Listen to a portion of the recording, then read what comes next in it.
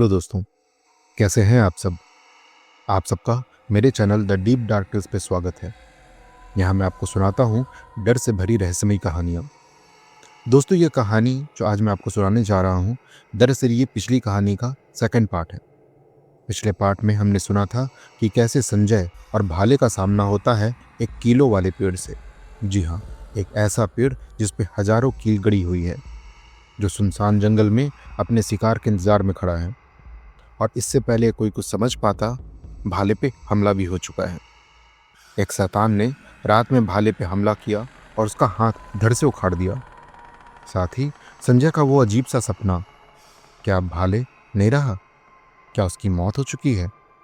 ये सब जानने के लिए सुनिए इस कहानी का अगला भाग। संजय अपने कमरे में लगातार रो रहा था। गांव के अधिकांश लोग इस वक्त खेत में थे जहां भाले पे हमला हुआ है, पर संजय को कुछ भी नहीं पता था। संजय का रोना सुन के उसकी माँ उसके कमरे में आती हैं और संजय को इस हाल में देख के वो घबरा जाती हैं। वो संजय से पूछती भी हैं कि क्या हुआ, तो रो क्यों रहा है। संजय अपने हाथ दिखाता है और बेड पे जहाँ सिर्फ खून ही खून लगा हुआ था वो भी दिखाता है। पर उसकी माँ कहती है, क्या है, कुछ भी तो नहीं है, तूने कोई बुरा सपना देखा क्या। संजय घबरा के उठ जाता है और फिर से जब अपने हाथ को और बेड की तरफ देखता है तो इस बार वहाँ कुछ भी नहीं था। कोई खून का निशान नहीं, उसके हाथ सूखे हुए थे। ये सब संजय का एक बहुत बुरा सपना था, या कहें कुछ ऐसा जो सच तो था, पर संजय अब उसे समझ नहीं पा रहा था। संजय का मन तो कर रहा था कि वो तुरंत भाले से मिलने चला जाए या उसको फ़ोन लगा ले, पर यह सोच के कि इस वक्त सब लोग सो रहे होंगे, वो सोचा सुबह ही सबसे पहले वो भाले से मिलेगा। जैसे तैसे रात कटी। सुबह होते ही संजय तैयार होकर भाले के घर की तरफ निकल पड़ा, पर रास्ते में उसने कई लोगों को भाले के घर की तरफ जाते देखा। भाले के घर तक आते आते उसने देखा कि वहां बहुत भीड़ लग चुकी है और पास जाने पे उसे रोने की आवाज़ भी आने लगी।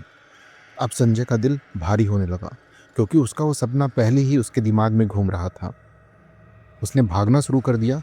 जैसे ही भाले के घर के पास पहुंचा और उसके घर के आंगन में आया, उसने जो देखा उसके बाद वो सन्न रह गया। उसका दिल दिमाग सब कुछ सुन्न हो चुका था।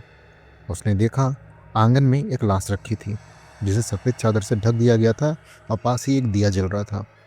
और अगल बगल सब लोग थे जो रो रहे थे, सिवाय भाले के। संजय को समझ आ चुका था कि अब भाले नहीं रहा। वो अभी सदमे में था और साथ ही बहुत डरा हुआ था।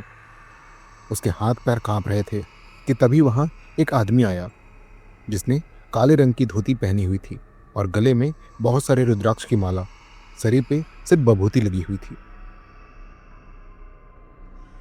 संजय ने देखा वो बाबा आए और बिना बोले घर के सभी कमरों में जाने लगे। पूरे घर में घूमने के बाद वो घर से बाहर निकलकर बाहर ही एक कुर्सी पर बैठ गए। ऐसे भी वहां अभी बहुत भीड़ लगी हुई थी। अंतिम संस्कार की तैयारियां चल रही थी। संजय ने भाले के अंतिम दर्शन किए और अब जो उसने देखा वो उसको डराने के लिए बहुत ज़्यादा था।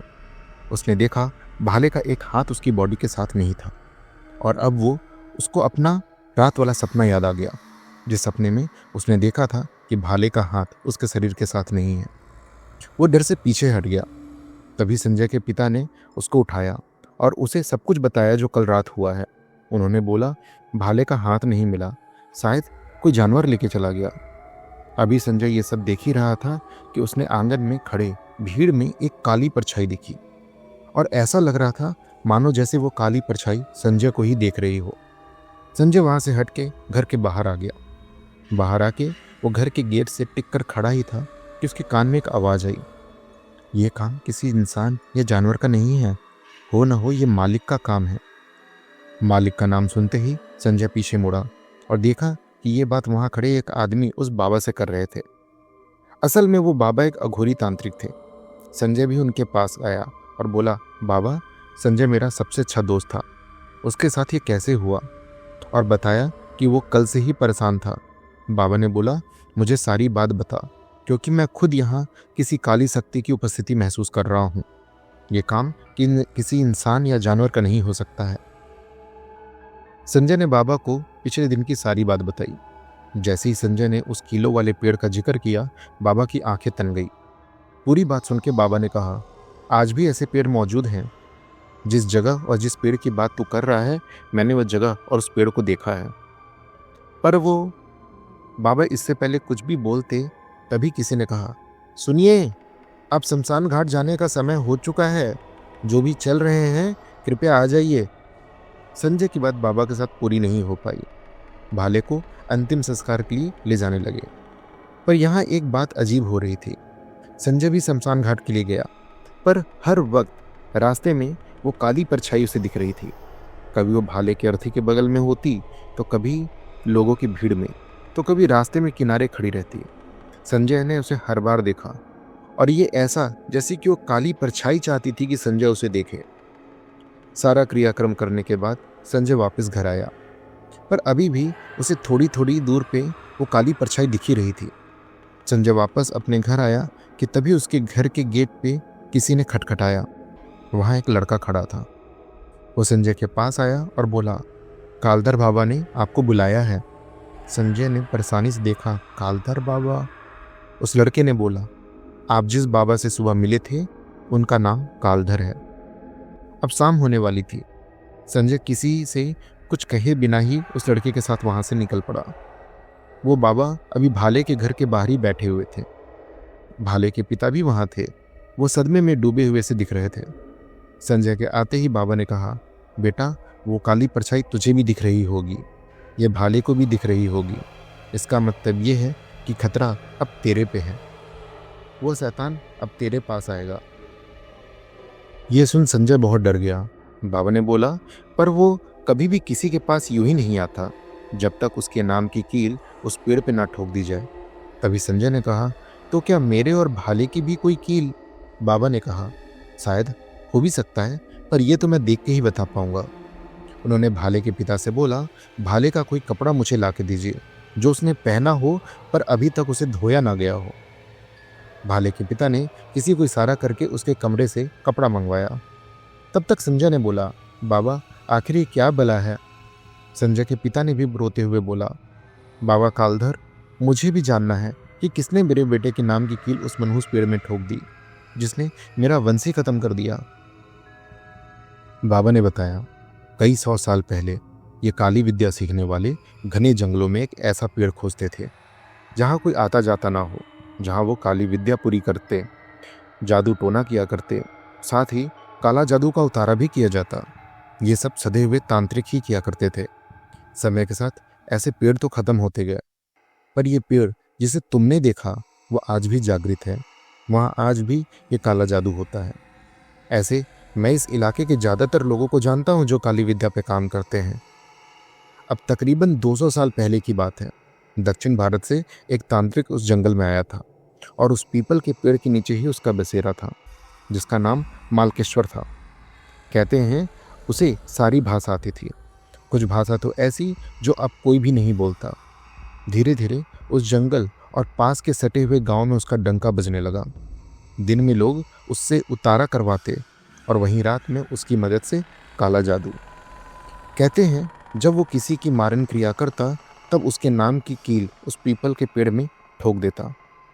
जितने प्रेतों का उतारा करता वो उस पेड़ से बन जाते और जिनकी कील ठुकती उन पे वो प्रेत छोड़ देता था। ऐसा भी कहते हैं कि उसके कुछ शिष्य भी थे जो उसके खाने पीने और रहने का जुगाड़ करते थे, साथ ही उससे काली विद्या सीखते।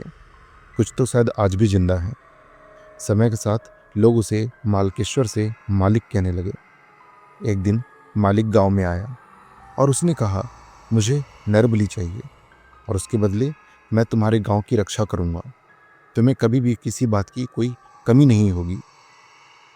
अब नाम से ही नहीं, वो पूरी तरह से इस गांव का मालिक बनना चाहता था।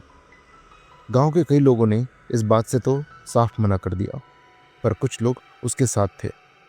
उसी दिन सूरज डूबने के बाद कुछ गांव वालों के साथ मिलके उसने एक अनाथ गरीब बच्चे की बलि उसी पेड़ के नीचे दी और अपनी तांत्रिक सिद्धि पूरी की। अब वो एक जिंदा शैतान बन गया।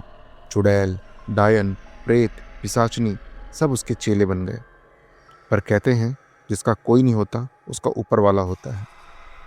उसी रात भयानक तूफान आया, बहुत जोर की बारिश आई और एक भयानक बिजली उस पीपल के पेड़ पर गिरी और वो तांत्रिक वहीं जल के भस्म हो गया। पर फिर कुछ ऐसा हुआ जो आज तक उस जंगल का श्राप है। मालिक की आत्मा उस पीपल के पेड़ से जड़ गई और वहीं बंध के रह गई। वो एक शैतान बन गया और उस पेड़ का मालिक भी। तब से जो भी काली विद्या का सिद्धि करके उस पेड़ पे कील ठोकता है, इसका मतलब उस पे मारन का काला जादू किया गया है और उस शैतान से उसका बचना बहुत मुश्किल है। संजय ये सब सुन के जम सा गया था। तभी वहां खड़े एक बच्चे ने बाबा को भाले की शर्ट दी। ये वही शर्ट थी जो वो कल पहन के जंगल से आया था। अभी तक ये धुली नहीं थी और बाबा ने संजय से उसके सर का एक बाल मांगा।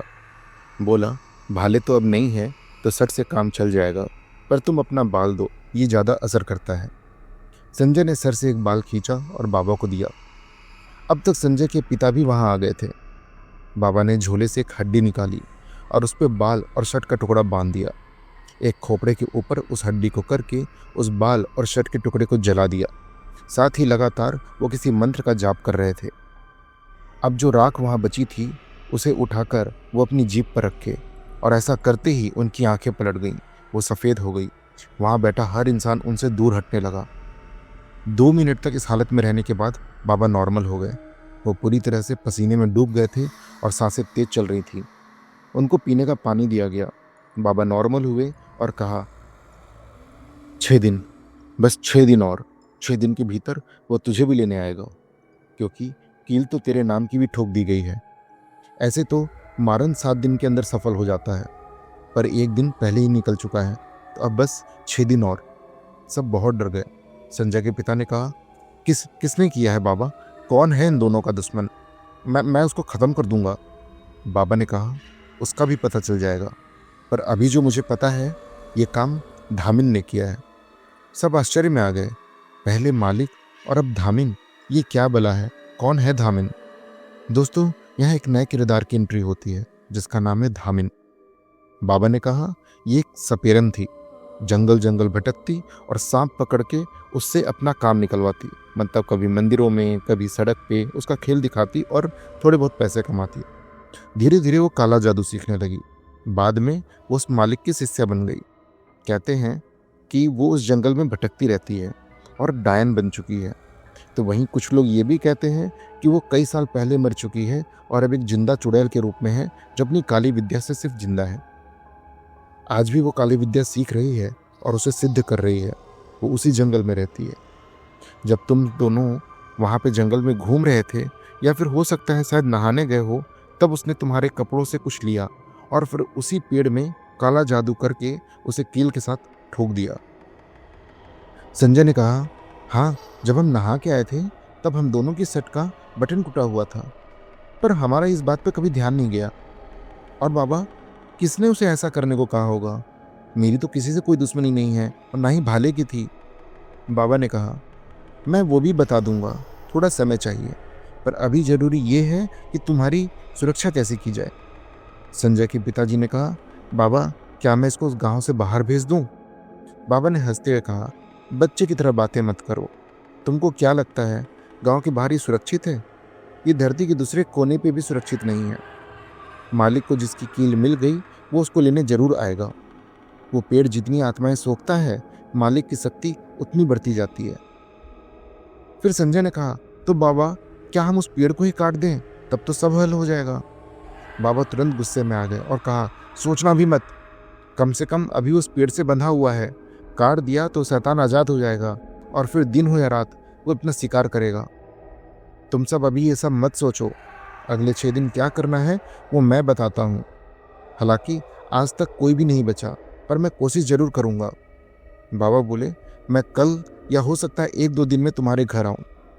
फिलहाल रात होने वाली है, अभी घर जाओ। जो भी हो जाए, कोई कितना भी बुलाए, चाहे कोई भी हो, घर से बाहर मत आना।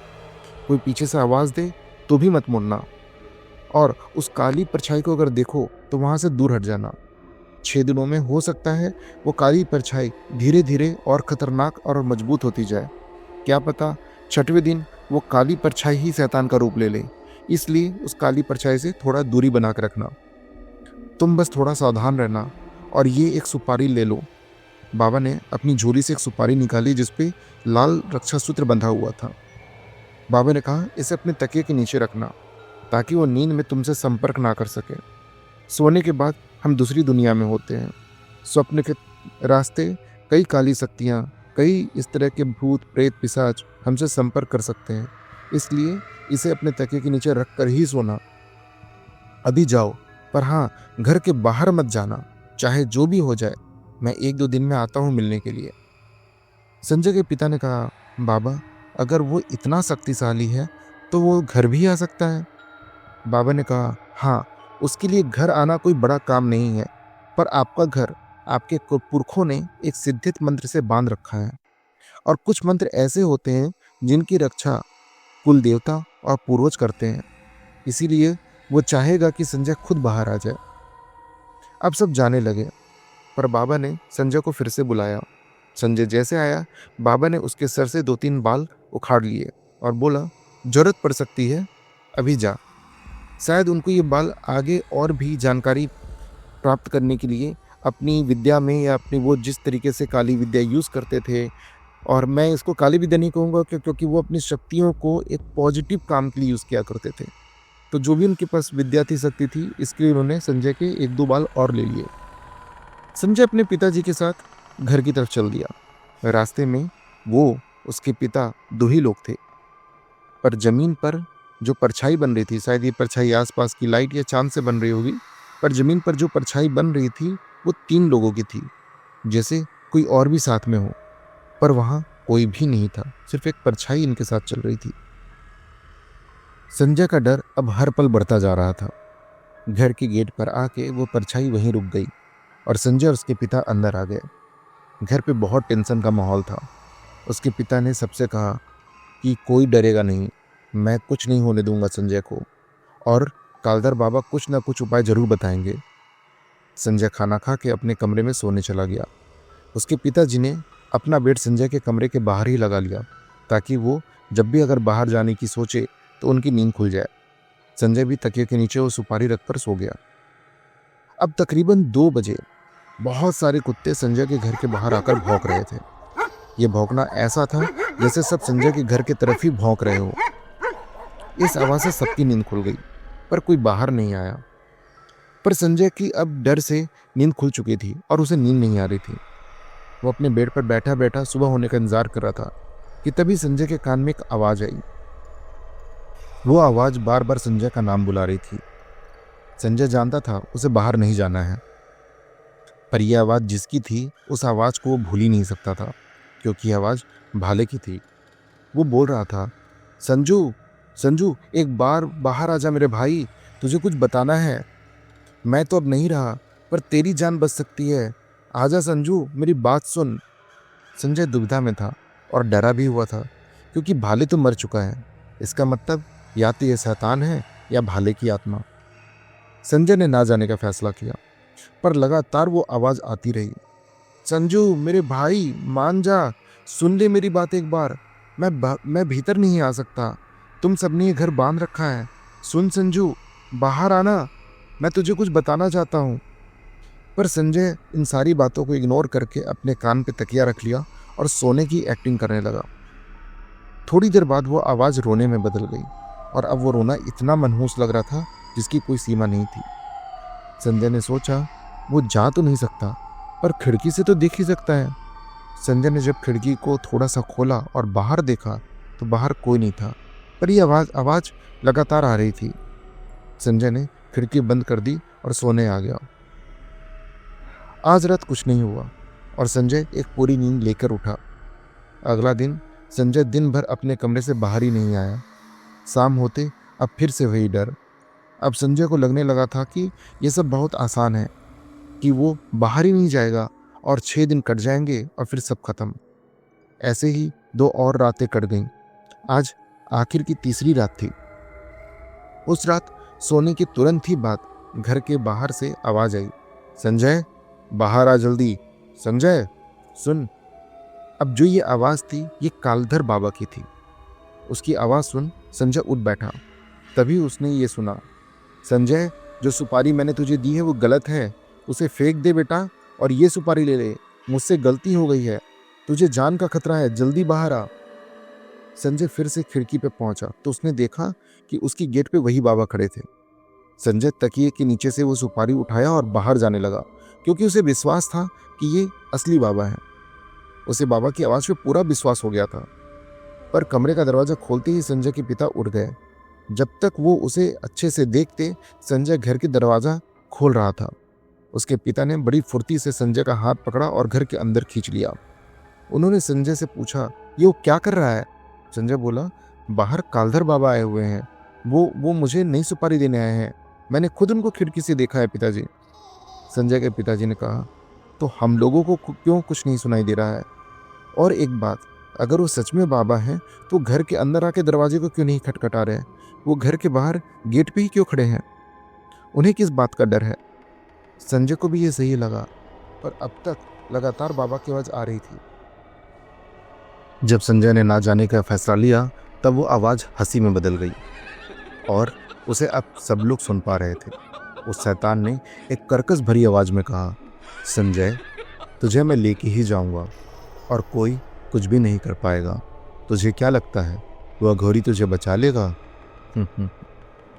ऐसा कुछ नहीं होने वाला संजय, तू नहीं बचेगा। और फिर सब शांत हो गया। संजय उदास और मायूस अपने कमरे में आ गया। सुबह सुबह घर के दरवाजे पे कालधर बाबा खड़े थे। उन्होंने सबको बुलाया और बोला, मैंने अपनी सिद्धि से बहुत कुछ पता किया है और अच्छी बात यह है कि संजय की जान बचाई जा सकती है। पर एक और बात पता चली, और वो ये है कि ये सब कुछ सिर्फ 7 दिन तक नहीं चलता। 7 दिन में अगर उसने संजय को नहीं मारा तो 8वें दिन से वो उस हर आदमी को मारने लगेगा जिन्होंने संजय को बचाने की कोशिश की है। और जब तक वो इसको नहीं ले जाता तब तक वो इसको परेशान करता रहेगा। संजय ने कहा, मैं कैसे बच सकता हूँ बाबा, वो बात बताइए ना। बाबा ने अब उसे कुछ ऐसा बताया जो संजय के लिए मरने के बराबर ही था। क्या थी ये बात, और वो कौन सा उपाय है जिससे संजय बच सकता है? धामिन ने किसके कहने पे सब किया? ये सब जानने के लिए सुनिए इस कहानी का अगला और आखिरी भाग। दोस्तों, अगर ये कहानी आपको पसंद आ रही है, आपको ये इंटरेस्टिंग लग रही है, तो प्लीज़ इसे लाइक करना बिल्कुल भी मत भूलना और अपने दोस्तों के साथ शेयर तो ज़रूर करना। मेरे इस चैनल को अगर अभी तक आपने सब्सक्राइब नहीं किया है तो प्लीज़ दोस्तों इसे सब्सक्राइब कर लो, क्योंकि ये मेरा काम करने के लिए बहुत ज़्यादा बूस्ट करता है। मैं ऐसी और भी इंटरेस्टिंग कहानी लाता रहूँगा और इस चैनल से प्लीज़ जुड़े रहिएगा। कभी कभार थोड़ी देरी होती है, पर मैं हमेशा चाहता हूँ कि कहानी ऐसी हो जो आप तक जुड़ सके। मैं जल्दी फिर से वापस मिलूँगा आपसे। तब तक के लिए जय हिंद। आप अपना ख्याल रखना।